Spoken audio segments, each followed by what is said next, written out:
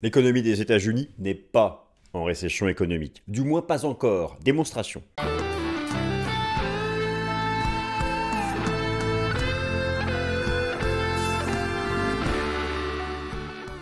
Chers amis, je suis ravi de vous retrouver, nouvelle édition du Top Gun. J'ai enregistré cette vidéo avant de partir en vacances. Je suis en vacances jusqu'au lundi 19 août les amis, mais je vous ai préparé quelque chose de concret, de solide. Depuis la publication du taux de chômage en hausse à 4,3% de la population active aux États-Unis, le dernier rapport NFP, j'ai entendu, j'ai lu, j'ai vu, tout et n'importe quoi. L'économie américaine n'est pas en récession. Ou du moins, admettons une argumentation en faveur d'une récession, qu'elle soit basée sur davantage qu'un chiffre. Donc moi, dans cette vidéo, j'ai fait ce boulot. Vous allez voir, on va passer en revue une bonne vingtaine d'indicateurs macroéconomiques que j'ai mis dans des catégories, que j'ai même notées. Pour chacune de ces stats, j'ai mis une note 0, 0% de proba, 10, de note de 1 à 10, 10, 100% de proba de récession. J'ai fait des moyennes. Voilà les amis, je vous ai préparé tout ça. On va bien sûr aussi mettre à jour l'analyse technique sur les obligations, où nous sommes dans ce scénario haussier que je défendais depuis longtemps. Le marché action, va-t-il se stabiliser, à quel prix, quel support? On va regarder tout ça. Faut-il buy the dip? Bon, mais l'économie américaine n'est pas en récession. Nous verrons. Alors, ok, si la mise à jour du prochain rapport NFP, début septembre, le premier vendredi de septembre, mise à jour du rapport NFP, ce rapport qui rassemble les statistiques américaines sur le marché du travail. Si le taux de chômage nous fait encore un tic à la hausse, genre 4, 4, 4, 5, 4, 6, ok d'accord, alerte, alerte au rouge. Mais nous ne sommes pas là. Pour le moment, tout démontre que cette hausse du taux de chômage à 4,3 repose sur des phénomènes saisonniers conjoncturels. Donc on va regarder en détail ce marché du travail américain, mais pas que le marché du travail. Une économie en récession, une économie comme les États-Unis, première économie mondiale, je comprends que ça stresse parce que contagion au monde occidental, au bas mot. C'est une économie de services. Il n'y a pas d'alerte dans le secteur des services. Zéro alerte. Ça crée même un max d'emplois. Oui, il faut regarder en détail.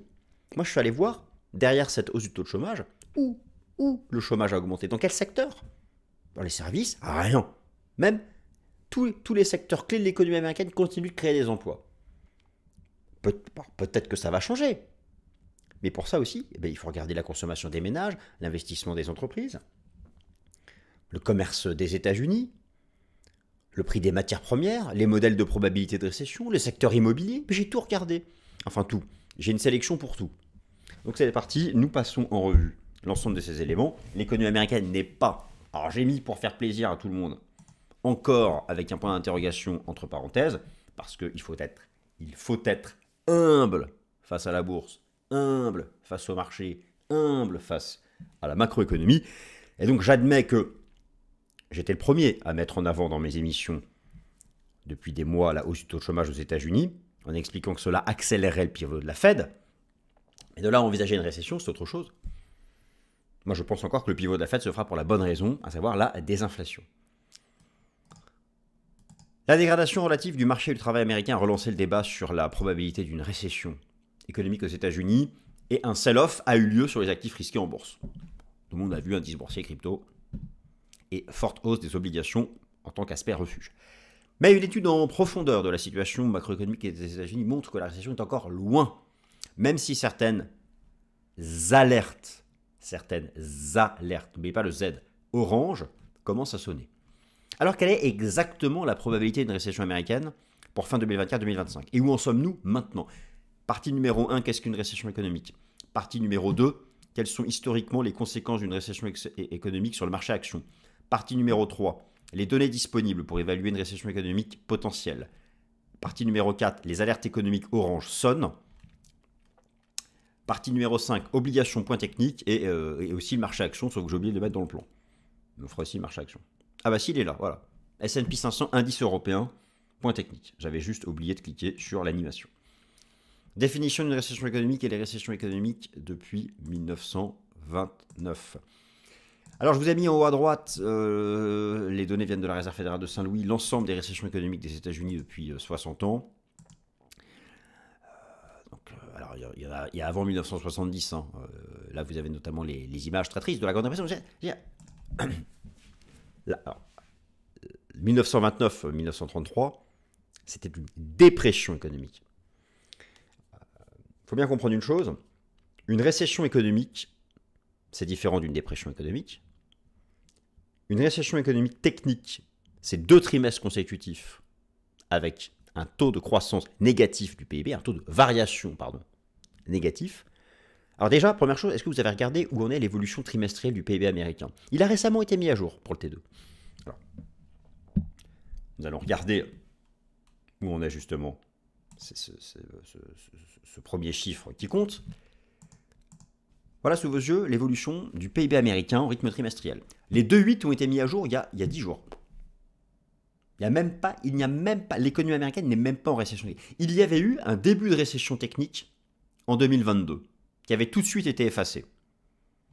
Donc, si vous voulez, ok, très bien, le taux de chômage alors, la tendance n'est pas bonne, attention.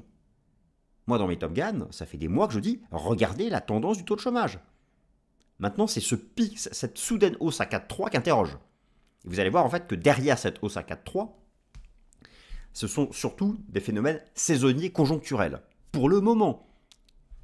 C'est-à-dire, ce sont des licenciements temporaires. Ça correspond à ce qu'on appelle le chômage technique en France. Et donc, ce sont des emplois qui sont amenés à être réouverts. Pour le moment, c'est ça. Alors, les choses peuvent devenir différentes si effectivement le prochain rapport NFP du mois de septembre nous montre une hausse du taux de chômage au-dessus des 4,3% de la population active. Là, on va commencer à s'interroger. Mais si vous regardez en structure, dans la mise à jour, je suis sur le site là, du ministère du Travail des États-Unis, la BLS. Si vous regardez la mise à jour du dernier rapport NFP, regardez le secteur des services. L'économie américaine est une économie de services à 80%. 19,5% l'industrie, 0,5% l'agriculture. Les services, ça crée un max d'emplois. Il n'y a aucune destruction d'emplois dans les services. Tant que vous avez des créations d'emplois dans les services, il n'y a pas de récession. Là, ce n'est qu'un indicateur, puisque je vais vous en montrer plein. Les slides arrivent, on prend notre temps. J'ai fait un truc construit, je l'ai enregistré avant de partir en vacances. Là, vous me regardez, mais en fait, je suis les pieds au bord de la piscine, au fin fond de la Bourgogne. Mais on va passer en vue tout ça. Toutes ces statistiques que j'ai mis dans des catégories, je vais vous expliquer ce que c'est hard data, soft data, modèle combinatoire, data transversale. J'ai mis des notes. Et là, j'ai mis des probas de récession. Bon. Donc, on voit tout de suite qu'on n'y est pas. Mais on va les prendre tous un par un. On a le temps. On a le temps. Même moi, vous savez, je suis en train de me regarder. Là, je dois être au bord de la piscine, en train de me balader dans la forêt. Et puis, je regarde ma vidéo. Ou pas. Bon. Alors, oui, donc on continue. Donc, voilà, il ne faut pas utiliser à la légère le mot récession économique, dépression économique. Dépression économique, récession économique, ce sont déjà des choses qui sont extrêmement tristes socialement. L'économie américaine en a connu un certain nombre, vous avez mis ici les données. Donc, prudence. Toutes les récessions économiques majeures ont généré un crash boursier. Soyons clairs, toutes les récessions économiques majeures ont généré un crash boursier, avec des réactions immédiates, parfois pas forcément immédiates, mais fortes de l'État à travers la politique budgétaire, de la Banque centrale à travers la politique monétaire. Vous avez ici les grandes périodes de récession et dépression économique qu'ont connues les États-Unis, avec en rouge l'impact sur le S&P 500. La grande dépression de 1930-1933, moins 80% sur le S&P 500. La récession post-seconde guerre mondiale, moins 19%. La récession après la guerre de Corée, moins 16%. La récession de lutte contre l'inflation des années 57-58, moins 20%. Encore une moins 10%. La récession de la lutte contre l'inflation, ça c'était le choc pétrolier, non, moins 33%. Le choc pétrolier, moins 48%. Moins 27%. Récession de la guerre du Golfe, moins 18%. Récession de la bulle spéculative .com en 2001, moins 50%. Récession de la grande crise financière, la crise des subprimes, moins 58%. Et la récession du Covid, moins 32%. Donc effectivement, en récession économique réelle. Donc ce sont des périodes, ici, où le taux de variation du produit intérieur brut sur au moins une année était négatif. Où le taux de variation du produit intérieur brut réel sur une année était négatif. Cela a d'abord commencé par une récession technique, avec 2 trimestres consécutifs de taux de variation négatif. Je viens de vous montrer, mais on va le reprendre. Lorsqu'on va on va regarder mes 25 indicateurs, actuellement, il n'y a même pas de récession technique. Alors, on verra la mise à jour du troisième trimestre. Sauf que le chiffre du troisième trimestre, il va être publié en septembre. Non, en octobre, pardon. Donc oui, on verra bien s'il est négatif. Entre-temps, on a beaucoup de data mensuelles, et on a le prochain rapport NFP, il y a aussi des indicateurs avancés, enfin il y en a beaucoup, donc c'est ce que nous allons regarder. Mais effectivement, c'est un sujet, parce qu'en vraie récession, les actifs risqués sont en souffrance.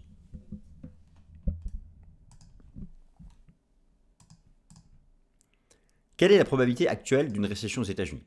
Alors, si vous voulez, il y a deux façons de faire. Soit, voilà, je constate ce qu'ont fait beaucoup de monde, en fait, c'est beaucoup ont tricoté autour de cette hausse du taux de chômage, sans même aller creuser le marché du travail. Nous, ce que nous allons faire, c'est que nous allons déjà creuser un peu plus de ce qu'a fait la Doxa, le marché du travail, mais il n'y a pas que le marché du travail. Pour avoir un diagnostic macro sur l'économie américaine, je vous propose de vous tourner vers ce qu'on appelle les hard data. Qu'est-ce que c'est une hard data? C'est pas du vent, c'est par exemple la production industrielle. Nombre de voitures, quantité d'acier produites, nombre de machines-outils. Voilà, c'est pas du vent. C'est hard data, soft data, tous les indicateurs avancés basés sur les sondages au sein d'acteurs économiques clés. Les modèles combinatoires, des modèles de probabilité de récession, des datas transversales, prix des matières premières, prix du pétrole. En récession, le pétrole a toujours chuté.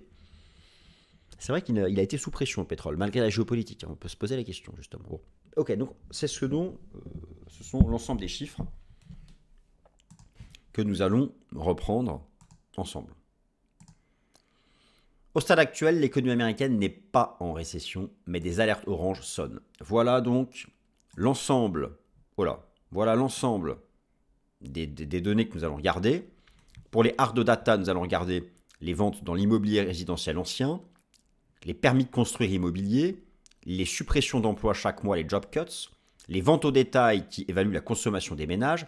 Je vous rappelle que la consommation des ménages, c'est 70% du PIB américain, la production industrielle, le nombre de faillites d'entreprises par mois, le PIB trimestriel, le pourcentage de chômeurs supérieur à 27 semaines, le taux de chômage. Vous voyez que pour chacune des statistiques, j'ai mis une note.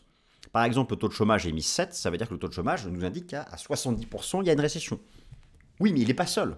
Par exemple, les suppressions d'emplois, les job cuts, donc les suppressions d'emplois fermes, pas temporaires, elles sont en chute libre. Donc il n'y a pas de récession selon les job cuts. J'aurais même dû mettre 0. Mais j'ai mis 1 parce que je dis que je notais de 1 à 10. Donc déjà là, on a deux statistiques de l'emploi qui se contredisent. Enfin, qui se contredisent, non. Parce que nous savons que la hausse du taux de chômage à 4,3 est, pour le moment, encore une fois, liée à un phénomène saisonnier, qu'on appelle en France le chômage technique. Enquête ADP, taux de séparation par État. Ensuite, soft data. Nous allons regarder le PMI manufacturier de Markit, la confiance des promoteurs immobiliers, le PMI manufacturier de l'ISM. Alors aux États-Unis, c'est surtout l'ISM qui est respecté.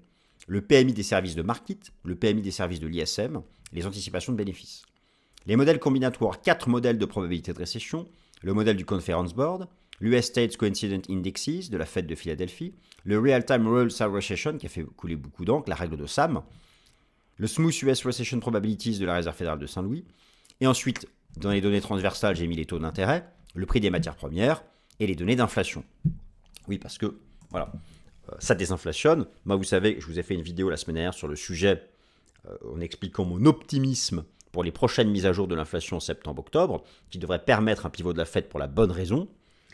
Mais effectivement, derrière cette baisse de l'inflation à venir, et notamment Trueflation qui s'est effondré, certains disent, oui, ben, voyez, c'est un indicateur de récession. Effectivement, dans toutes les récessions, il n'y avait pas dans la grande majorité des récessions, l'inflation venait à 0, voire même on était en déflation. Donc voilà, chacun interprète ça comme il veut. C'est pour ça qu'il faut creuser le sujet et avoir une méthodologie. Et donc, ne pas regarder qu'une data, mais regarder des hard data, des soft data, des modèles combinatoires, des data transversales, en faire une moyenne, et voilà, et avoir une vision plus analytique des choses, plus globale qu'un simple taux de chômage. Si le taux de chômage est à 10%, je suis d'accord. Récession, même à 7. Mais là, pour l'instant, il est passé de 3,5 à 4,3, et c'est cette hausse de 3,5 à 4,3 qu'interroge. Est-elle conjoncturelle ou structurelle? C'est la question. Alors, ben, c'est parti, on se les fait tous. Alors, je les ai tous mis là, donc Nous allons passer... et puis, je vous ai mis les... Alors, déjà, commençons par le commencement. Commençons par... Alors, est-ce que ça s'ouvre? Voilà, hop. Nous commençons par les ventes dans l'immobilier ancien. Alors, effectivement, la tendance n'est pas bonne. Là, pour le coup, c'est pas bon. Là, vous aviez la chute, la crise financière, la chute du Covid. Nous sommes revenus sur des niveaux inférieurs à la choc du Covid. Donc, effectivement, les ventes dans l'immobilier résidentiel ancien, c'est pas exceptionnel. J'ai mis une probabilité. Là, j'ai mis une mauvaise note en termes de probabilité de récession. Ensuite, dans l'immobilier, vous avez aussi les permis de construire. Là, c'est vraiment très important. C'est un des meilleurs baromètres avancés du secteur immobilier. Et nous sommes revenus à peu près au niveau du monde d'avant le choc de la crise sanitaire. Nous ne sommes pas en effondrement, nous sommes dans une partie basse. Alors on peut comprendre que le secteur immobilier soit mis sous pression par les taux d'intérêt qui sont hauts, pardon. Mais encore une fois, ensuite, lorsque vous regardez l'emploi dans le secteur immobilier, lui, il est tout en haut. C'est-à-dire que le secteur immobilier, dans ses chiffres absolus, est plutôt en zone basse, mais il n'y a pas encore de destruction d'emplois dans le secteur immobilier. Là, ce serait, puisque c'est le secteur immobilier est très en avance sur l'économie réelle, s'il commençait à y avoir des destructions d'emplois massives dans le secteur immobilier, on pourrait s'inquiéter. Donc, les chiffres de l'immobilier sont bas, mais c'est en lien avec la remontée des coûts de financement. C'est pareil en France, par exemple, et en Europe occidentale. Les ventes ont chuté partout. Il n'y a pas eu pourtant une explosion du chômage dans le secteur de l'immobilier. Le secteur est en ralentissement, il est bas à cause des coûts de financement, mais il ne détruit pas encore d'emplois. Donc, c'est pas, même si les chiffres sont moyens, on ne peut pas parler de récession. Alors ensuite, le taux de chômage, ok, très bien. Le taux de chômage, je vous l'ai montré tout à l'heure, on va le reprendre. Donc vous avez déjà le nombre de chômeurs en millions. Effectivement, la courbe n'est pas bonne. La tendance n'est pas bonne. Et voilà, beaucoup comparent avec ce qu'on avait eu en amont de la crise financière de 2008. Alors, est-ce qu'on est au début de ça ou est-ce que ça va se raplatir? C'est la grande question que tout le monde se pose. En récession économique réelle, vous avez des licenciements secs massifs car les entreprises ont peur pour leurs marges, vendent moins, et donc elles se débarrassent de leur salaire pour baisser les coûts et maintenir leurs bénéfices, amortir le choc. Regardez cette statistique des suppressions d'emplois secs fermes aux États-Unis. Ça s'effondre. On est tout en bas. Il n'y a aucune... C'est mis à jour chaque mois. On verra la prochaine mise à jour. Il n'y a aucune alerte de marché. Les entreprises ne licencient pas massivement. Ça, vous comparez ça à cette hausse du taux de chômage avec les job cuts au plus bas, c'est la démonstration que cette hausse du taux de chômage pour l'instant est conjoncturelle. Ce n'est pas du licenciement structurel ferme. Ça reste du chômage technique. Ça va peut-être changer. Effectivement, si là ça se met à monter ces prochains mois, on va s'interroger. Pour l'instant, je dis il n'y a pas d'alerte. C'est tout ce que je dis. Je ne suis pas en train de dire qu'il n'y aura pas de récession. Je fais une démonstration pour dire qu'actuellement, il n'y en a pas. Je parle du présent. Le futur, on va continuer de l'analyser chaque semaine. Maintenant, l'économie américaine, c'est 80% de la consommation des ménages. Vous regardez les ventes au détail aux États-Unis, tant qu'on est au-dessus de zéro, c'est bon. Taux de croissance des ventes au détail, pas d'alerte. Pas d'alerte sur les ventes au détail. C'est la consommation des ménages, c'est 80% du PIB américain. Dans les hard data, vous avez la production industrielle. Alors, la production industrielle interroge. Ça fait des mois qu'elle est autour de zéro, mais regardez qu'est-ce qui se passe en récession. En récession, ça chute. Prenez la récession du Covid, on est en taux de croissance négatif. Donc, c'est un peu tendu. Récemment, d'ailleurs, il y a eu un rebond de la production industrielle en taux de croissance. Et je dirais que tant qu'on ne constate pas d'effondrement sous la ligne de zéro, il n'y a pas de récession. Le secteur industriel manufacturier américain est en contraction ou est à l'équilibre, mais n'est pas en récession. Mais c'est à surveiller de près. C'est une statistique très importante et qui d'ailleurs qui est reprise dans un certain nombre de modèles de probabilité de récession. Une autre statistique qui est très importante, le nombre de faillites par mois aux États-Unis. Alors là, c'est pas beau. Je vous l'accorde. Vous avez sous les yeux l'évolution du nombre. Alors, c'est trimestriel, hein, de faillites aux États-Unis. La tendance n'est pas bonne. On voit bien que les taux d'intérêt élevés commencent à peser sur l'économie. C'est pour ça qu'il y a effectivement maintenant urgence à baisser les taux. C'est n'importe quoi que la Fed n'ait pas pivoté au printemps dernier. Elle va pivoter à la rentrée. Maintenant, la question est de savoir, va-t-elle pivoter pour la bonne ou la mauvaise raison? Si vous pensez comme moi qu'elle va pivoter pour la bonne raison, la désinflation, il faut mieux. Du coup, c'est plutôt buy the dip. Par contre, si elle doit pivoter pour la mauvaise raison, qui est la récession économique réelle, il ne faut pas buy the dip, parce qu'on aura un bear market. Des actifs risqués. Mais ça, la tendance n'est pas bonne. Le pourcentage de chômeurs au-dessus de 27 semaines. Vous voyez ce qui s'était passé, le pourcentage de chômeurs au-dessus de 27 semaines lors de la crise financière, la récession de la crise financière ou la récession du Covid, ça s'envole verticalement. Là, il y a un début de hausse, il n'y a pas encore de début d'envolée verticale, mais c'est à suivre.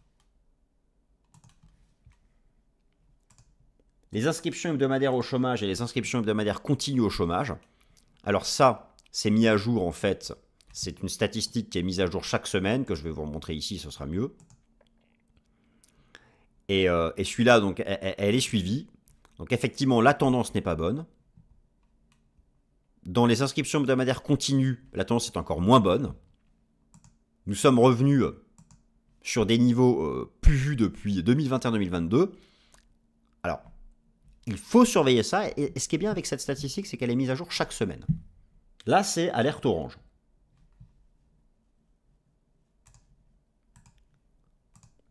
Vous avez l'enquête ADP, à partir de 100 sous 100, on commence à se poser des questions. Donc effectivement, là, il faut être prudent. Le rapport NFP, sous 100 000 créations nettes d'emplois, on s'interroge. Là, la tendance n'est pas bonne, on est à 114, alerte orange. Encore une fois, ce qui sera décisif, c'est la mise à jour du rapport NFP du mois d'août, qui sera mis à jour le premier vendredi du mois de septembre. Je pense que c'est maintenant la seule statistique que tout le monde attend. C'est peut-être même probablement devenu plus important que les traditionnelles statistiques d'inflation. Il y a maintenant vraiment un équilibre en termes d'importance entre emploi et inflation. C'est ce qui va rendre l'analyse passionnante.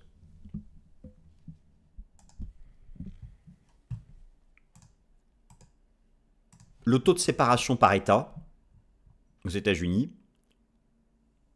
Vous prenez notamment la courbe rose totale États-Unis. Elle est encore très basse. Certains États plus industriels commencent à inquiéter. Ok, très bien. Mais pour l'instant, au niveau des États-Unis, c'est bas le taux de séparation. En récession, le taux de séparation, je parle de l'emploi, s'envole. Donc ça peut être très intéressant à suivre, et notamment État par État.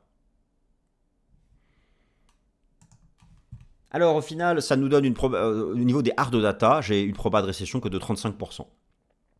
Maintenant, on va prendre les soft data. Les soft data, il s'agit essentiellement des indices PMI, alors qui sont très respectés par le marché. J'en parle souvent dans mes analyses, vous le savez. Donc le PMI, alors au-dessus de 50, au-dessus de 50 expansion, sous 50 contraction, il faut regarder la tendance. PMI manufacturier est sous 50, bon, le secteur manufacturier est neutre de toute façon. Le plus important, c'est le PMI des services de l'ISM. La tendance n'est pas bonne, et effectivement, le dernier PMI des manufacturiers de l'ISM qui a été publié, effectivement, il est à 46,8. Ça, c'est plutôt un indicateur de ralentissement économique. Par contre, n'oubliez pas, l'économie américaine est une économie de services. Regardez le PMI de services de Markit et le PMI des services de l'ISM. Nous sommes toujours au-dessus de 50. Donc, tant que l'économie américaine est une économie de services à 80%, tant que le PMI des services, que ce soit chez Markit ou chez l'ISM, est au-dessus de 50, pas de récession du secteur des services. Et je vous ai montré tout à l'heure qu'au stade actuel, l'économie américaine ne détruisait pas d'emplois dans les services. Nous verrons le prochain rapport NFP.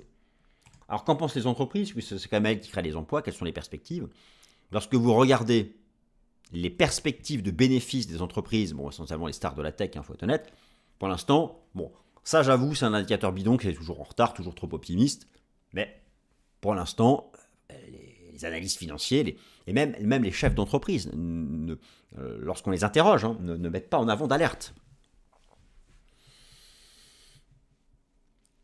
Donc, un ami m'expliquait ça, que une des antennes régionales de la Fed avait contacté, je crois que de Californie, avait contacté les grands chefs d'entreprise de l'État pour savoir s'il se passait quelque chose, et ils ont tous dit non. Donc, pour l'instant, on reste sur une hausse de chômage conjoncturelle. Du côté des indicateurs soft data, j'ai moins de 39%, j'ai 39% de proba de récession. Maintenant, du côté des modèles combinatoires, qui sont des modèles de probabilité de récession, ça je vous en ai déjà parlé, on va tous les reprendre. Alors vous avez d'abord la règle de SAM, alerte orange, la moyenne mobile à 3 mois du taux de chômage, lorsqu'elle dépasse 0,50, on s'inquiète, elle est à 0,53. Bon, c'est un début d'alerte, effectivement. Là, vous avez en gris les phases de récession, et là, la règle de SAM. Ok, donc voilà, donc on s'inquiète d'une récession lorsque la moyenne mobile à 3 mois du taux de chômage dépasse 0,50. Elle a atteint 0,53, c'est ça qui a stressé tout le monde. Et vous regardez d'autres modèles de probabilité de récession. Selon celui de la Réserve fédérale de Saint-Louis, la probabilité de récession est de 0,16. Et là-dedans, il y a beaucoup plus d'indicateurs macro qui sont utilisés, notamment les données commerciales, la production industrielle. Il y a beaucoup de choses.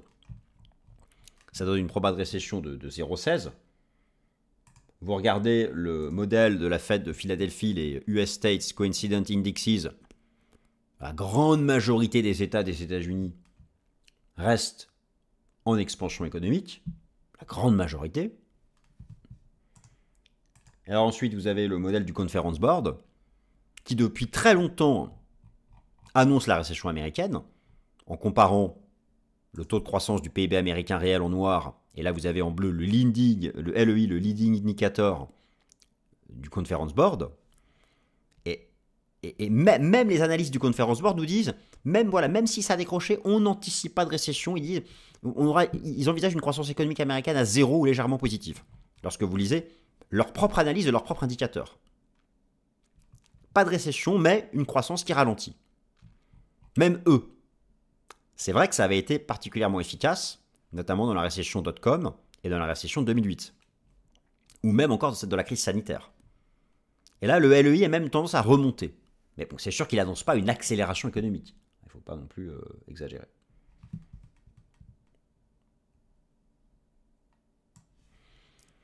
Ensuite, vous avez les données transversales, les taux d'intérêt, les matières premières. Et alors, les chiffres de l'inflation. Alors, bon, ça, sans rentrer dans les détails, parce que les chiffres de l'inflation, nous verrons. Alors là, je suis en vacances cette semaine, mais vous avez cette semaine la mise à jour, le 14 août, des chiffres de l'inflation selon le CPI. Moi, je pense qu'on aura des bonnes surprises. De toute façon, je vous refais un topo complet à mon retour le lundi 19 août.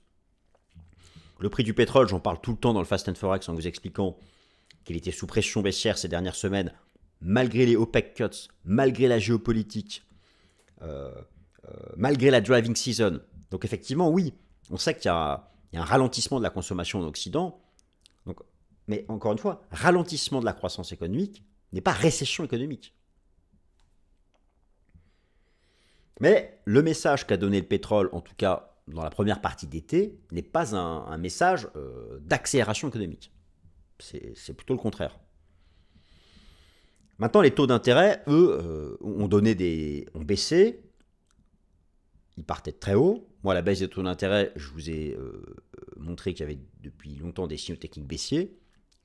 Il y a eu une vraie hausse des obligations, ça c'est très bien. Maintenant, ok, les taux d'intérêt baissent, mais ça peut très bien sanctionner la désinflation comme sanctionner la récession. Ou un mix des deux. Surtout si une partie de la désinflation est liée à un ralentissement économique.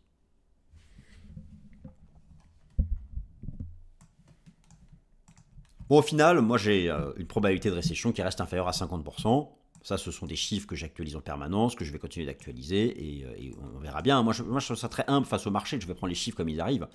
Et donc, la prochaine étape, je vous le dis, c'est la mise à jour du rapport NFP. Ce sera vraiment très important en septembre. Les taux obligataires donnent des signaux techniques baissiers, haussiers pour les obligations. Donc ça, je vous confirme. Alors, il y a eu un rebond des taux à court terme qui est tout à fait logique parce qu'ils avaient bien baissé. Mais voilà, moi je reste vraiment... voilà, on a rejoint cette zone support. Bon, rappelez-vous, hein, ici, comme j'ai insisté en vous disant qu'il y avait des signaux techniques baissiers, je vous ai montré que sur le 10 ans américain, on avait un death cross similaire au death cross de 2018. Donc moi je pense qu'on est parti pour avoir au minimum un 10 ans américain qui va revenir ici en fin d'année, mais d'abord ça peut faire ça et ça. Donc là les obligations, n'oubliez pas corrélation inversée entre les taux d'intérêt obligataires et le prix des obligations, retrace un peu mais ça repartira à la hausse.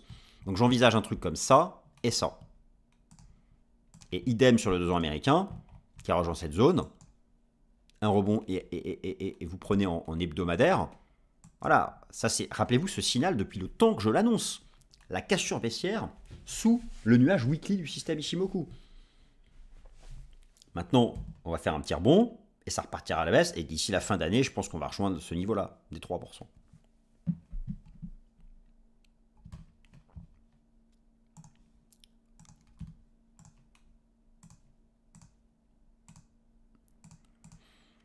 Alors, les indices boursiers, faut-il buy the dip or not buy the dip? Bon, en clair, vous buyez the dip, vous achetez les supports si vous pensez que le pivot de la Fed va se faire pour la bonne raison, la désinflation, et vous n'achetez pas les supports si vous pensez que, que le pivot de la Fed se fera pour la mauvaise raison, la récession. Chacun se fait son opinion. Moi, j'apporte des arguments. Faites ce que vous voulez après. Si vous penchez pour la récession, n'achetez pas les supports des indices boursiers. Si vous penchez pour la désinflation, oui, achetez les supports des indices boursiers. Alors, où en sont sur le plan technique les indices boursiers? Donc j'ai fait cet enregistrement avant de partir en vacances, hein, mais donc je vous montre quand même des gros niveaux hebdomadaires. Alors déjà, le SP500, moi on est toujours dans ma vague 4, voilà, hein, donc ça je suis content, ma vague 4. La vague 4 retrace entre 38,2 et 50%. Cette divergence baissière que je vous ai montrée il y a 2-3 semaines a vraiment bien marché. Moi je pense que voilà, dans cette zone entre 4008 et 5000, on peut avoir un bottom par ici. Je ne pense pas qu'on ira en dessous. Pour aller en dessous, c'est une récession. Mais ce que je veux dire, c'est que si le pivot de la Fed se fait pour la bonne raison, tout ce que vous avez entre 4008 et 5000, ça s'achète. Si le pivot de la Fed se fait pour la bonne raison. Maintenant, les actions européennes, vous prenez l'Eurostock 50. Vous avez ici cette belle ligne de tendance. Sur l'Eurostock 50, regardez, moi je vois bien un truc comme ça. Tenir ce support et d'ici la fin de l'année, remonter ici. Et donc, sur l'Eurostock 50, en weekly, vous avez cette belle ligne de tendance. Vous avez la même ici sur le DAX. Donc on peut peut-être encore un peu se faire peur. Mais globalement, ces marchés sont déjà sous des résistances, sur des supports qui ne sont pas ridicules. Et merci pour vos likes. Ça vous a plu? J'espère que oui. Moi, je vous souhaite une bonne semaine, une super semaine. Je vais revenir en pleine forme. Et on se retrouve lundi 19 août. Merci.